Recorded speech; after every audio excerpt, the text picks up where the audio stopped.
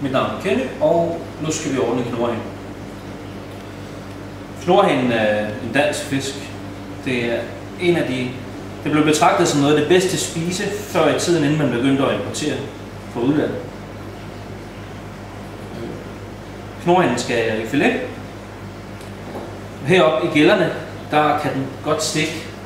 Så der er et trick er at lige at lægge en klud hen over hovedet på den. Du skærer dig. Jeg lægger den op på siden, og så skærer jeg af.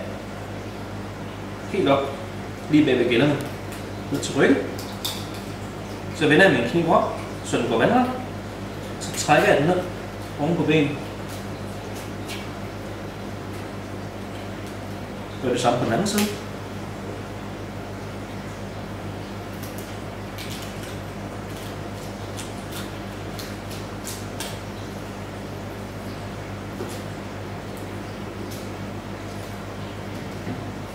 Skærer den lige til en gang. Sørger for, at vi får alle indvoldene og det hele væk. Der sidder også lidt ben. Jeg har også fået lidt at finde med.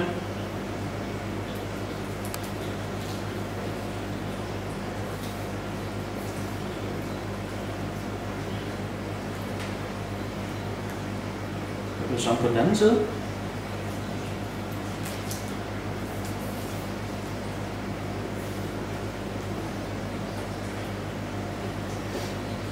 Så er der knorhanen.